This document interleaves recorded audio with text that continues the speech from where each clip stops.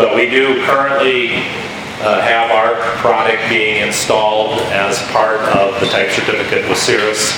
Also, this is a change that Eagle Copters up in Canada did. They are putting a Honeywell engine inside of the 407, and they're calling it the hot, high, and very cool.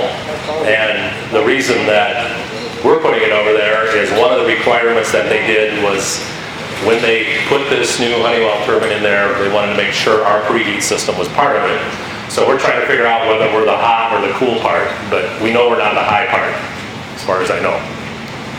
So why preheat? And a lot of these things are pretty much known to the industry, but let me just go through a couple of the steps of why and what are the goals of preheating. First of all, the start is ease of starting. You know, when anybody thinks about preheating, they're thinking, well, I'm not going to be able to start the engine without preheat, which is one of the #1 goals related to preheating. But here are some of the other ones that come along with it. Why won't it start? Big risk of frosting the plugs, especially if there's over-priming involved. And you don't have that top of that engine is, if it's 20 degrees outside, well, that's what the temperature of your spark plug tip is going to be at 20 degrees until it sparks and goes up to a couple thousand degrees, and you hope there's not moisture there. Another reason of why you want to preheat, and this is something that we've been talking about all the way throughout the preheat world, is to obtain full battery use and extended life. So we have battery preheat along with engine preheat. So we have a blanket that goes around the preheaters. There are other systems that you can use to preheat the battery along with the engine and other items. Another reason why: reduce the engine wear, increase the engine life, prevent the cylinder scoring, and I'll talk a little bit about that one later on. There's been a lot of conversation about cylinder scoring, and we haven't done a lot of tests of it recently, but we have done tests of clearances within the crankshaft and other parts of the engine. The cylinder scoring is more from the standpoint of not being able to start the engine, but still the temperature coefficient of the two dissimilar metals comes into play, and that's the reason why you want to preheat. Get that top of that cylinder up warm so you have it more towards the operating temperature. Another 5 reasons for why you want to preheat is to ensure proper oil flow and get your crankcase clearances more into the operating range. A big thing here is on oil. What type of oil are you running? What's the viscosity range of the oil? The multi-weight oils now, of course, there's additives into it to make it work and feel like and operate like a straight weight oil at a lower temperature. But by preheating, you're able to get that oil temp into that viscosity range. One of the big things that we're doing now, and here's a picture actually of a system that we designed for a T6, so a 1340. We developed a system for a radial engine, and the big reason there on that radial engine is you have to get the oil temp up. In fact, a lot of times you won't even see the gauge move on a radial because of the great big reservoir of oil and the coldness of the engine.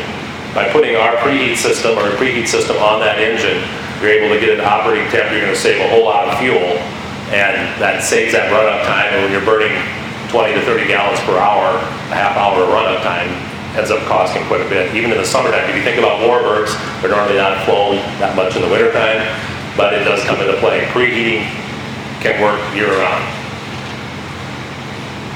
And now you see helicopter and fixed wing. Right now, Tannis is making preheat systems for both rotor wing, fixed wing, turboprops, fan jets that are out in the marketplace.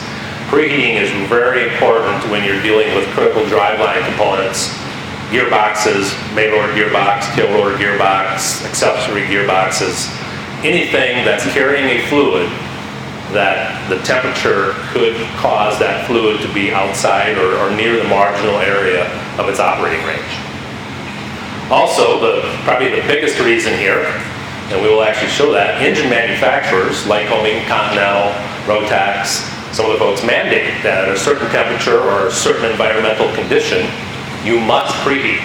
They actually say it in their pilot operating guide, you must preheat at this certain temperature. So it's something that is actually being mandated by the manufacturers. So what are the goals of preheating? Again, this is brand neutral across the whole. Really what you want to see is we want to get that cylinder head temperature at least 50 to 60 degrees above ambient, assuming that the coldest ambient temperature you're going to be flying at -10, -20. We did do a test with Bombardier out in Siberia, February of last year, -48 degrees. And people will ask you C or F, it doesn't make any difference at that temperature. Because at -40 it's the same, at -48 it's really cold. But around here, what you really want is you want to see the cylinder head temperature of 50 degrees, you want to see your crankcase, nose case, gearbox at least 30 to 40 degrees above freezing. And you want to see an oil temp of at least 40 degrees Fahrenheit, or at least within the viscosity range of that oil. But here's an item that we have found out recently that's very, very important. We do not like to see the oil temp exceed 110 degrees Fahrenheit and never warmer than the cylinder temp. And let me break and talk about that a little bit. I make the comment here, think dew point. So we're going to break into this part here, and here's where a lot of times the eyes roll back and you start talking about some physics, and it's like, what are we really talking about? So what we've tried to do at TANIS to try to explain this is, first of all, water evaporates at any temperature. -20 degrees, water is going to evaporate. -0, 20 degrees, 40 degrees, 80 degrees, water will evaporate at any temperature.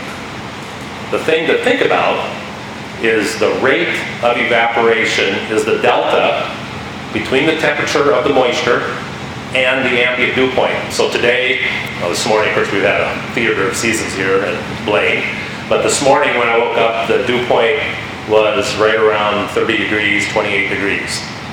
And it varies throughout the day.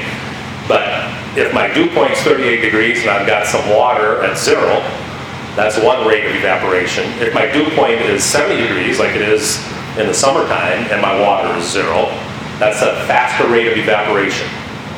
So just be thinking about that no matter what you're doing, even if you're not preheating your engine, even if it's just sitting someplace, you are going to have water evaporate inside that engine. That's a fact. Here is something that I try to get across to people when they think, well, what does that mean? Think of a washcloth that you use, that you leave sitting in your house at night. The next morning you go to it, especially in the wintertime, it's dry. How'd that happen when it was 70 degrees in your house? Well, in the wintertime, like a lot of times our houses here in Minneapolis, the dew point might be 40 degrees, maybe even 30 degrees in the wintertime because it's so dry. Your house is at 70, you got a 40-degree delta between dew point and that washcloth, so it's going to evaporate. It's going to evaporate out of there. Summertime, that dew point's up higher, so on a real hot, humid summer day, dew point might be 65, 70 degrees. If your house is at 72, it's going to have a lower speed of evaporation. So just plant that in your mind, so when you're thinking about your oil and the moisture that's in your oil of your engine, it's going to evaporate all the time. Any preheater, anybody that's working and manufacturing preheat, is going to help that rate of evaporation or increase that rate of evaporation. It's going to happen faster. So what we've determined is what's really important, and here's the delta, here's where I switch to TANIS specific, and then one of my competitors also uses a multi-point preheat system. Our multi-point preheat system is an element in each cylinder head, and on a 4-cylinder, a pad on the sump, on a 6-cylinder, a pad on the sump, and a pad in the case, on helicopters all over the place. But the point is, we make sure that the top of the engine, the parts of the engine that are not bathed in oil, are above the dew point. Because, again, that rate of evaporation, water is going to evaporate. It's going to condense someplace. Maybe, hopefully, will go out of your engine and go out the breather and condense some other place that's not objectionable. But if I had a cylinder sitting here, like we do in Glenwood, and you see some of the rocker covers that we take off, it's full of rust. What happened? We did a test where we put just a large amount of heat on the oil and nothing else, and that oil and the moisture got above dew point. It hit that rocker cover, which was below dew point. It condensed. It sat there, and then it dripped off, and then it reformed again, and then it dripped off. did that multiple times, time and time again, eventually you're dealing with that bowl oxidation and condensation and eventually corrosion issue. So that's really a big point that we want to impress in the basics of preheating, is to make sure that we're keeping the top of that engine above dew point. So here's a graph that you can take a look at, that we do mini data logging of our preheat system, other people's preheat system, various types of things that go into play. So if you take a look, this is on a Cessna 172. Here are the 4 cylinders. We take and put a thermocouple, a calibrated thermocouple, on the opposite side that we're heating, because we heat in one of the rocker covers or in a CHT well or intake tube. So we put a thermocouple, certified thermocouple, on the opposite side, right next to the spark plug, and that's where we get our cylinder head temperature reading. We also have an ambient temperature. This one we were doing a cabin. We have the cabin temperature that was inside of here that we were putting a heater in. And the oil temp and the case temp. We pick a coldest spot on the case to find out what's that temperature of that case. So here, if you take a look, we plugged this in. This was on February 21st at, reading upside down, 9:19. We plug it in. Within 2-3 hours, we're getting our 60-degree above ambient temperature rise of our cylinders. But this oil, and my moisture, of course, is in the oil, is sitting at 50 degrees. Dew point inside that engine is probably 52, 53 degrees at this time. We didn't measure it on this particular case, but I know that the top of my engine is well above dew point. I've got those cylinders well above dew point, and they're going to be pretty easy to start because it's going to think it's a summer day. It's 60, 70 degrees on that cylinder. By the way, when this test was done, this was in a hangar, back up. This was in a hangar, unheated, but just the hangar door. There was a little bit of insulation. It was minus 14 degrees outside. So there's one part right there where even a hangar that's not heated gives you a big benefit, because you're going to save that temperature rise and fall from the coldest of the night. Hey, just out of curiosity, yep. Since the aircraft in the hangar got the close, but why is there a 10-degree spread through the cylinder? So what happens here is we gain heat as we get further away from your cowl opening. So if you're looking at those, they should be when we're saying front, back, the cylinder, the 2 cylinders that are closer to the firewall are going to be warmer than the 2 cylinders in the front. Just because air, when we start heating up, you get natural convection of air. We have no cowl plugs in here, so it's going to bring in that ambient air from the outside. Or in Shane, I do have an example of one of the ones that we did for you guys. You'll see what happens when we have the hangar door open. It's amazing, and the technology is just great that we can do to get this data logging now. But you'll see how things can make a big difference. So why to preheat? Then we also talk about when should we preheat. First of all, we are always going to look at what the manufacturer of your engine tells you to do. So we refer to engine manufacturer recommendations, and whether it's a Continental or a Lycoming, they will give you readings, and it's different on some different engines. But almost all of them have this magical target of 20 degrees. Many people preheat once we know the temperature is going to get below freezing. Or on our rotor wing folks, they preheat year round because they like to see 100-degree rotor temps. So they'll plug it in when it's 60 degrees outside. Our recommendation and tests that we've shown is once you expect the overnight temperature or a temperature to start dropping below 45 degrees, you'll get a lot of benefit out of preheating. So here, we talk about the manufacturer's recommendation. If it's below 20 degrees or a wind chill factor for more than 2 hours.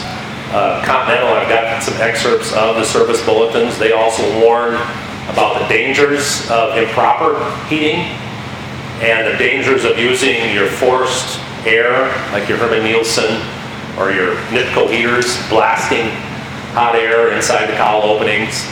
Also, Continental talks about heat should be applied to the cylinder head.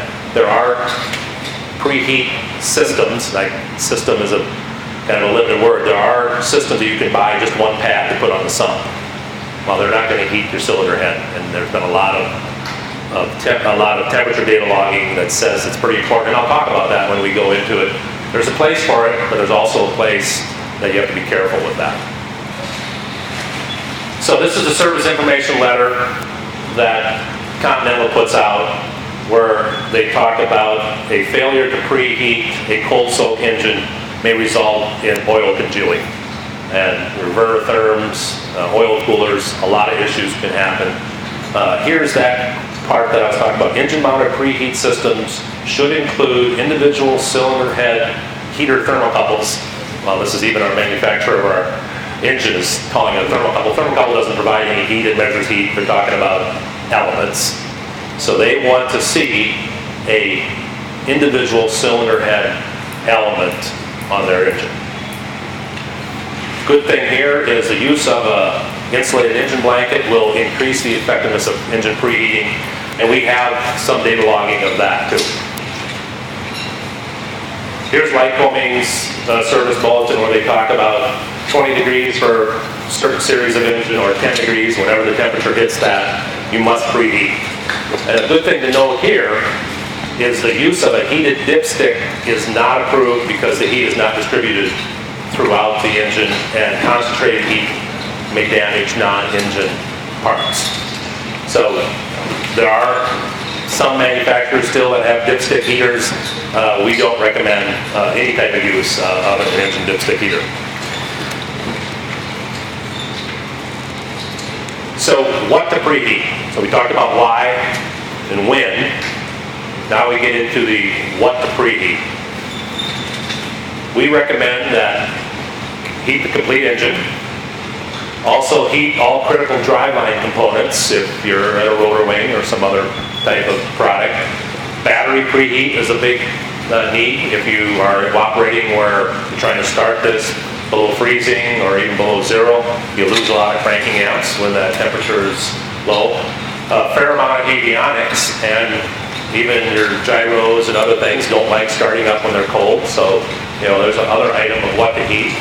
And this one we throw in there, maybe the pilot. You know, some people like to have the cockpit a little bit warmer.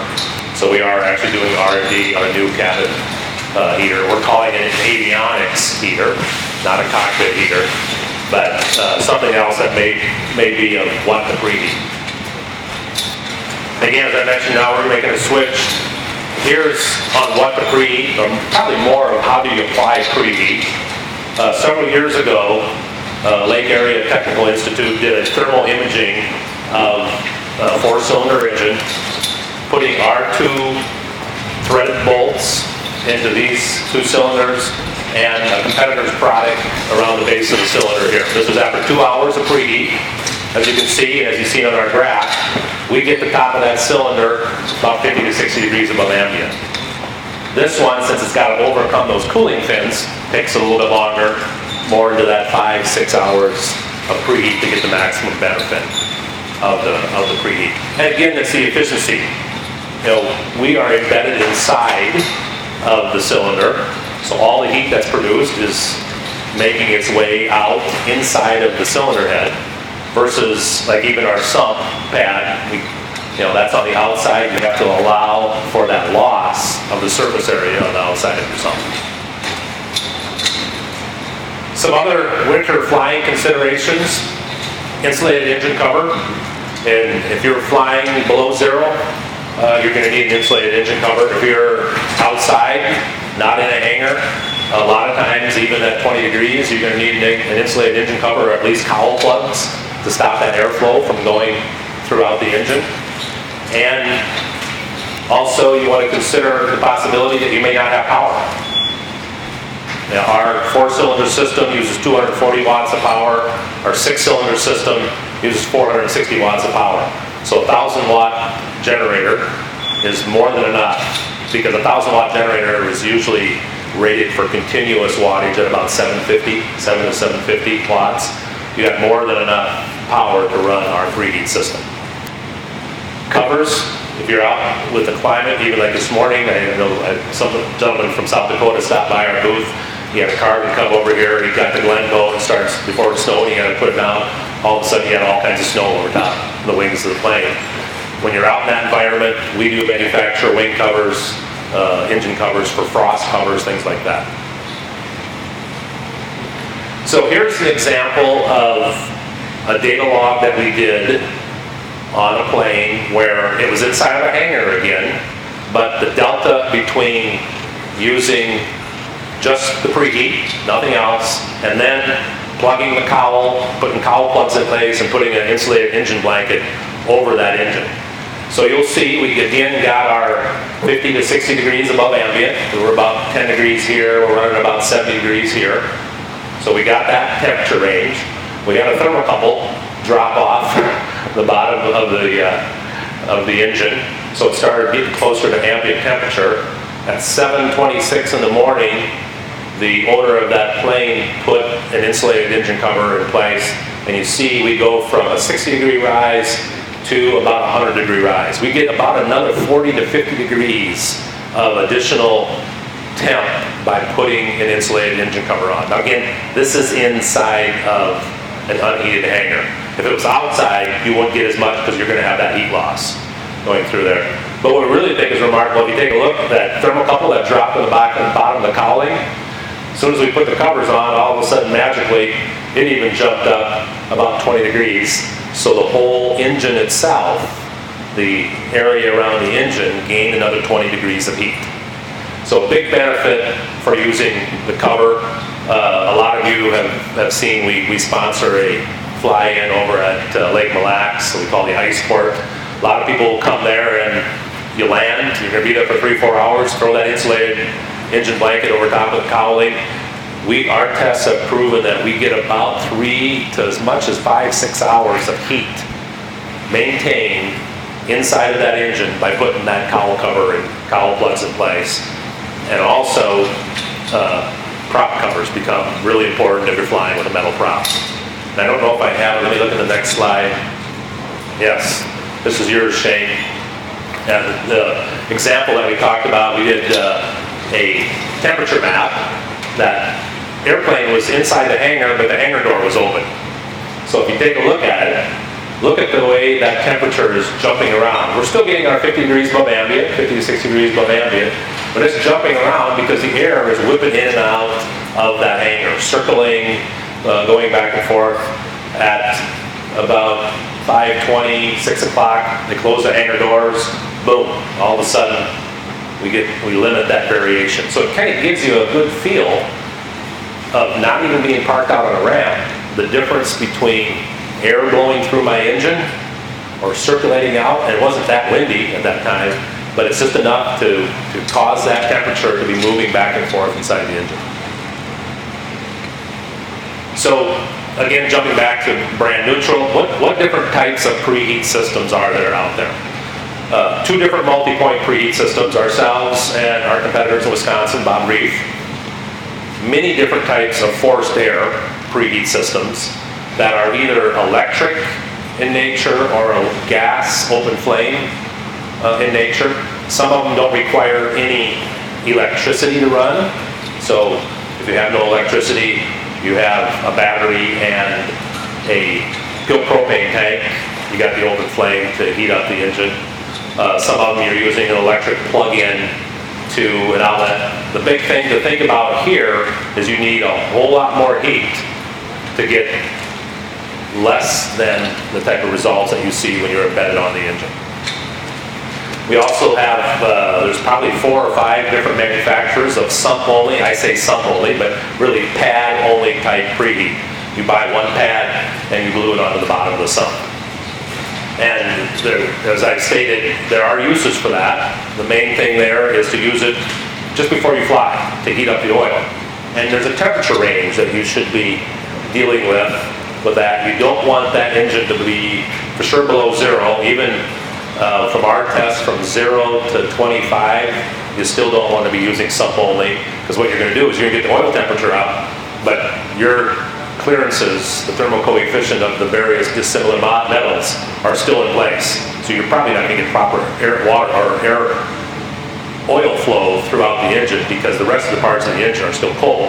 Oil is warm, it'll warm the engine up, but you're still going to have some issues with that. And definitely on this one, once you plug it in, flag the aircraft. Again, thinking about that dew point comment that I talked about earlier, sump only or pad only heat is going to evaporate that moisture. That moisture is going to collect someplace. If it collects on your cam or your rocker cover, if you fly the engine, so be it. Moisture's going out your exhaust all the time anyway. If you don't fly it, now you're going to run across the problem of that moisture recondensing, condensing, and recondensing inside the engine. And one of the ways to have a preheat system is a heated hanger. Jason found out that that's nice, but as I tell people, a heated hanger only works as good as the hangar you're at. What happens if you fly someplace? And I think the Quest is taking off. So we hear quite often someone says, well, I don't need a preheat system, I have a heated hanger. I said, oh, so you don't fly then? What do you mean?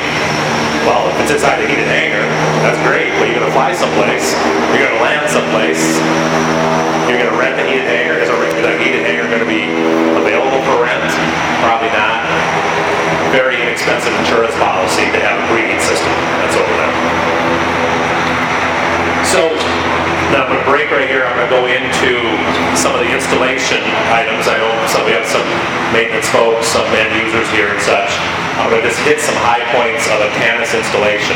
But any questions at this point, just in preheat in general? Okay. So, talking about a Canis preheat system, we've got four main parts of our preheat system. We have threaded elements that go into, and I'm talking about piston now. We have threaded elements that go into each cylinder. We have a pad on the case of the 4 cylinders. If you have a 6-cylinder, there'll be a pad that goes on to the, the sump. On the sump and one on top of the case. We have all the harness wiring that connects all those elements. And then the last one that we've really been pushing now, and all of our harness systems and all of our preheat systems have an auxiliary lead so that you can plug in the battery element. So that'll preheat your battery. Main issue of why that's become important now is the batteries have moved their way away from the engine compartment and making their way into the back of the airplane, which isn't getting any heat from the preheat system.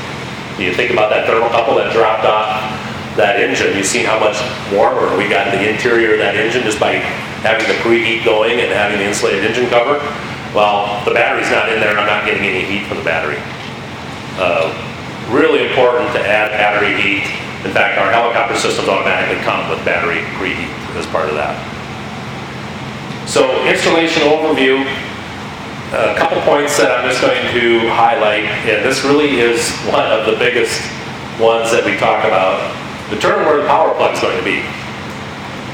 Our system is used on the ground before flight, not used in flight. So we need a power plug someplace. Where are you going to mount that? If it's on the type certificate like it is on that Cirrus that's right next door, you got a perfect place, right front or pilot side cowl opening. We have a flush mount plug sitting right inside that cowl opening. It's mounted in there, you can plug it right in, great. If you're installing it after the fact on different airplanes, where are you going to put that plug? Most people will wire tie it or clamp it onto the oil fill tube. Some people may do a mount on maybe the cowling, or maybe make an opening someplace where they can have a single point power plug. But determine where that's going to be and secure it firmly. Then lay out the harness. How am I going to route it? Make sure that when you're routing it, you're following your regulations, that being the AC 43.13 1B. And then verify, happens more than what we care to admit, make sure that the connections will reach the heating elements. Because sometimes you lead it out, and then all of a sudden you think, wow, instead of routing it this way, I'm going to route it this way, this is a lot cleaner. Then all of a sudden you're this short to get to the element. Make sure it connects all those places.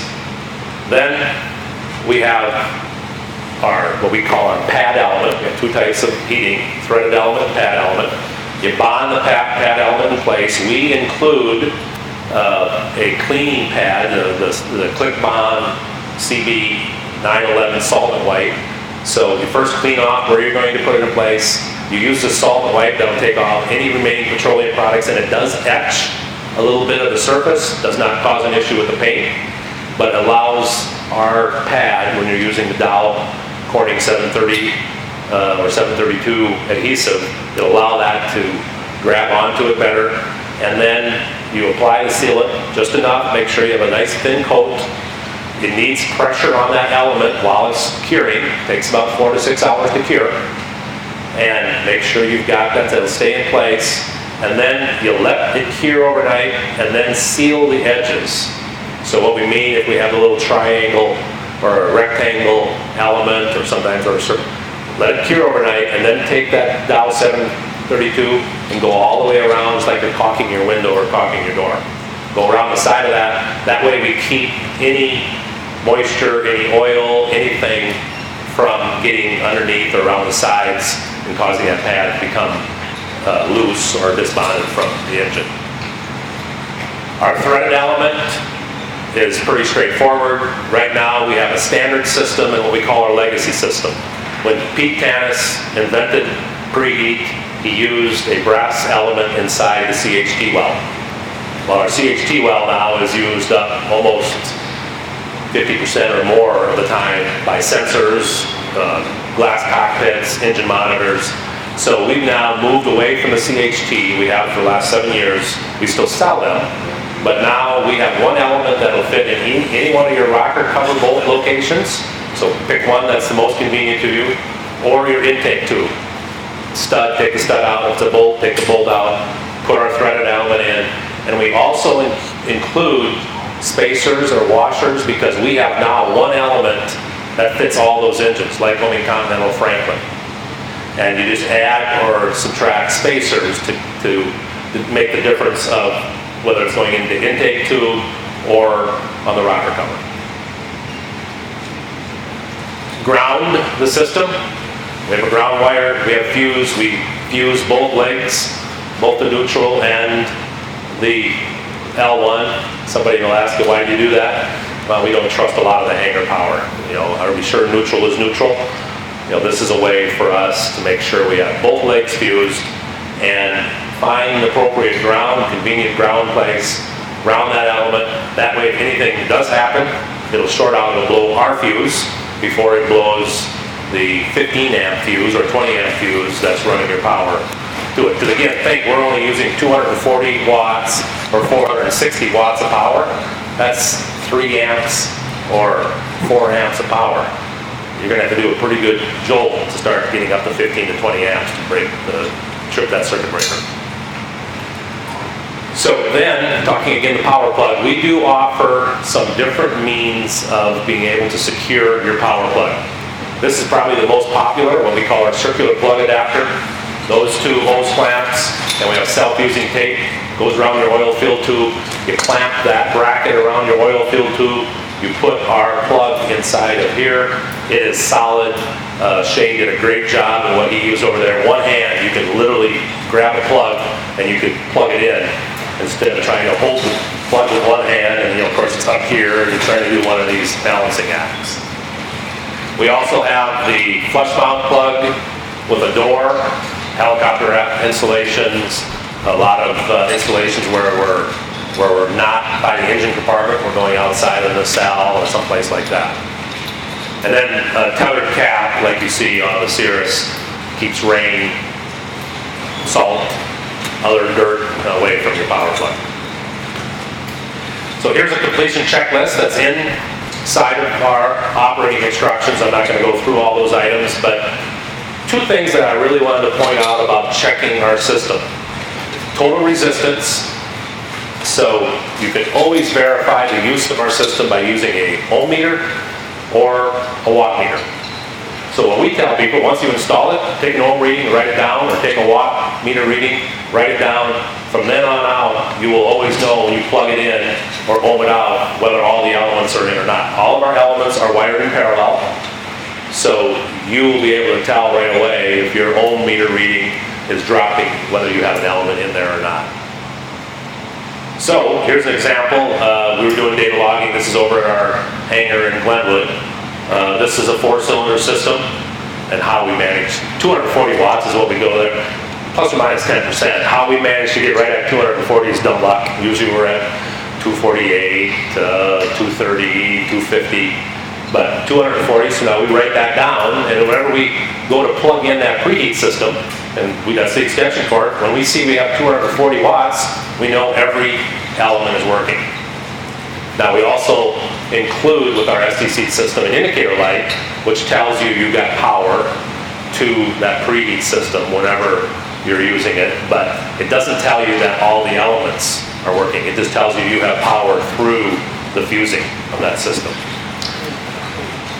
Through, not to. Well, to, but you don't know if the element is got continuity or not. So 465 watts that we're dealing with there, that is a 6-cylinder system that we have on another aircraft.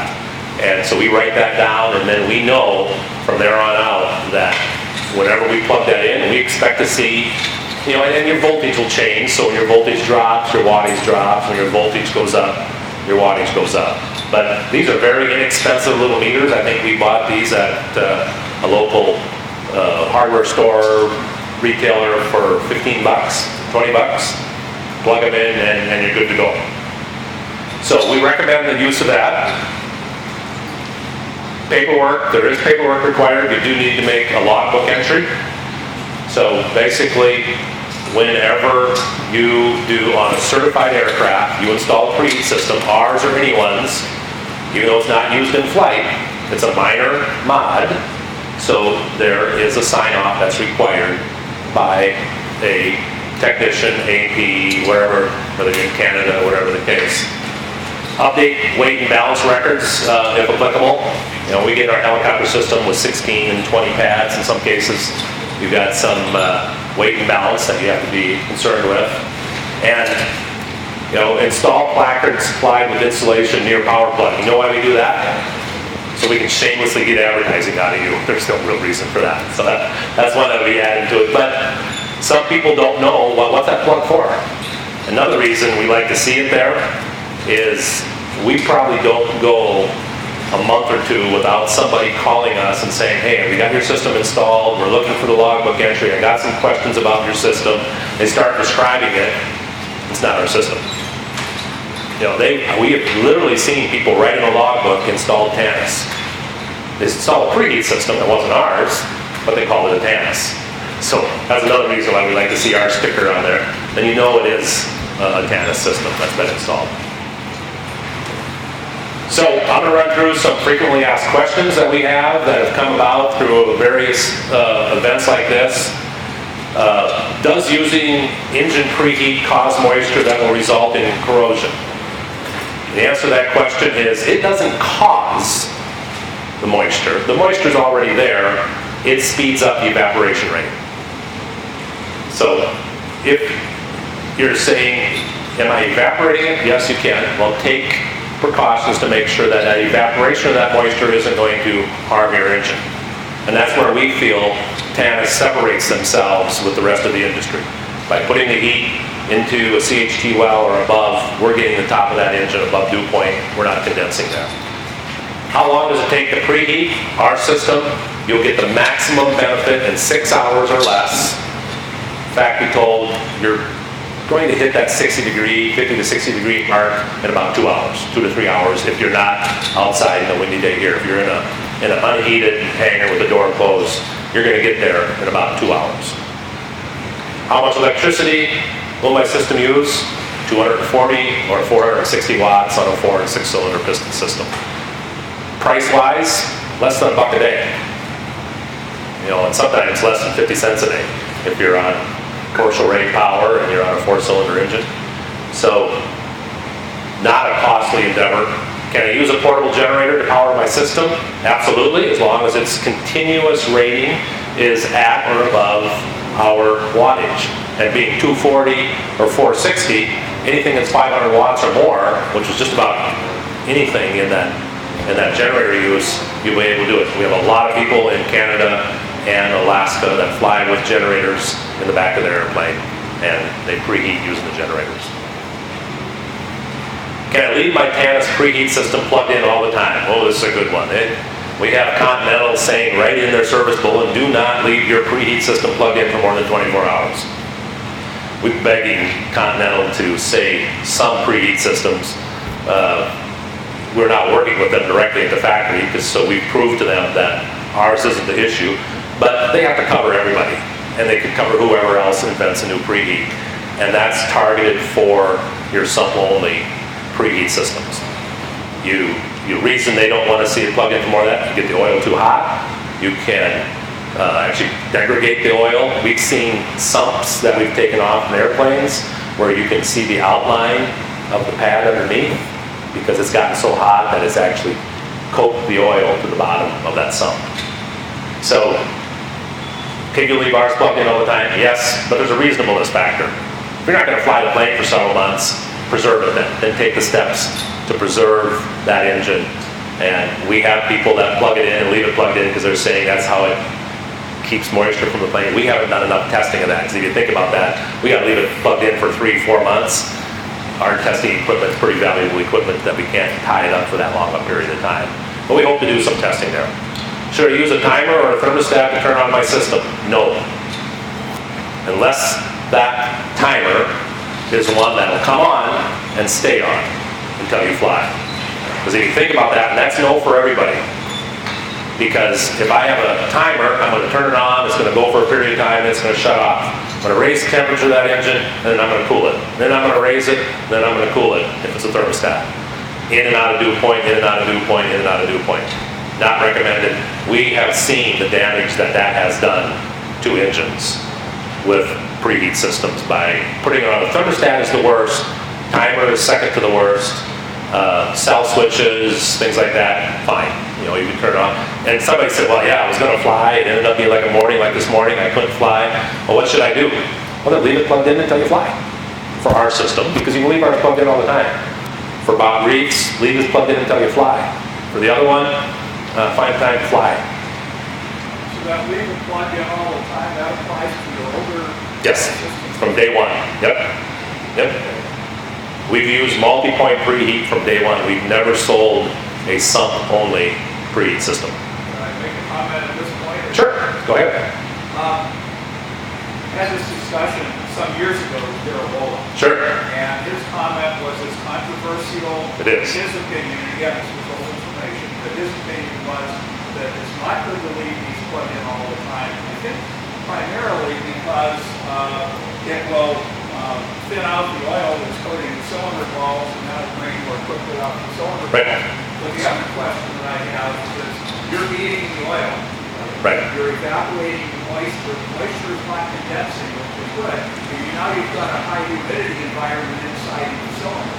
Isn't that going to cause corrosion? Well, so let's address that. Corrosion, from the standpoint of condensing on metal, no, it's not, because we're going to be above dew point, so it's not going to condense. Is there salt in that, or is there some corrosive elements inside that air? That's there whether it's moisture laden or not. So it's going to be an issue. And Darrell and I have talked about that. Another thing, the reason Darrell say that, and Bulldog actually guarantees, and we work with them, warranty their engine to TVO with a Tannis. And what we've done is we have backed down the amount of heat that we've put in our sump pads. We still have multi-point, but some of the real early on, we had it called a super system, mainly for north of the Arctic Circle, Canada. So we would pour a lot of heat into that, and that's where that topic of being plugged in for all the time, because you'll see, and then there's a couple other, you saw my charts there, we don't get the oil temp above 40-50 degrees. So if the theory was, if you were going to leave that in and that's going to drain all the oil out, well, you're going to get 40 or 50 degrees quite often inside your engine, and that oil is going to drain off the cylinders. But another thing that somebody from Darrell's shop told me is that most of the corrosion that we see occurs in the warmer months. Yes. During the winter, absolutely. There's very little corrosion. Absolutely. Yeah, if you think about that, the worst corrosive environment is Florida. Salt water, salt air, high humidity. It's dry out here in the wintertime. There's not much moisture out there. Preheat, how preheat got married into corrosion is a little baffling to me, but they got joined at the hip pretty closely, and other than that sump only issue, they really shouldn't be. Bob Reed's system, our system, should not be connected to them. Do you recommend we use these in the summer? No, we do not. We have people that do it and swear up and down that it's a great thing, but you know, it's a reasonableness factor. Once you get above 65 degrees, no, you know, I would say that that's fine. You can. We've proved there's no harm, but you know, we have 18,000 hour elements inside of there. So if you think about that, if you want to plug it in year round, well, there's 8,000 hours. So, you know, 2 years, 3 years, you're going to be hitting that time. Thank you. Really large plugged in all winter long. Perfect. And put them on a service test, and when temperature was below 40, they cut off. Nope, we don't like seeing that. Reason being is if it's ambient temperature is above 40, it cuts off. Well, my engine temperature is well above 40 when I preheat it. Now my ambient gets above 40, it shuts off, that engine temp's going to drop, it's going to cross over that dew point line with my ambient temperature. At what point do you start not plugging in? At what temperature? Well, for us, 65 degrees is where we've done our testing, and we just don't plug it in. But normally, in that case, we say leave it plugged in. Don't use that thermostat. And the reason you're using that thermostat, I'm assuming, is to save electrical cost, right? Pretty minimal electrical cost, less than $1 a day. $4 a day? Oh, we got 4 planes. So yeah, now you're $2 a day, $3 a day. Okay.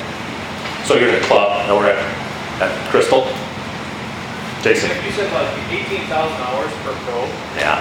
then should they be suggest that they be replaced, or how do we monitor? You don't, home value, because they're gonna work or they don't. It's open or it's got continuity. And how will we know other than seeing the temperature gauges are up? Temperature gauge or a watt meter. But when you're doing an annual, we recommend people to ohm it or watt. Use a watt meter when you're doing an annual on your engine, and you'll get that reading for that standpoint. One thing, aircraft if you want permanent record, aircraft, you want the only permanent record. Yeah. Do not write in the engine block up, install on the indicator or any other, because if you say your engine blows up and like this, all that information goes away with the engine. Keep that in mind. Permanent record is the aircraft log, all other stuff goes away. Okay. Any other questions, Jeff? I'm already over, so Ben's going to kick me here real quick when he's the other one up. Any other questions? Okay, one last item some new items from Tanis. You can see that when you go back to our shop. Just wanted to say 2 things. What we really are trying to do is get everybody information that we gain by all the testing that we do. And the way we do that is give us your email address, go to our booth, we'll get you on our distribution list. We'll show you when we fly to Mille Lacs and when we go to a Warbird and do some of those things. But please stop over, give us our email address. In turn, there's my information. Call us. We're right off the field over here on the northeast side of Blaine is our engineering admin office, manufacturing over in Glenwood, Minnesota. Any other questions? Not, thank you.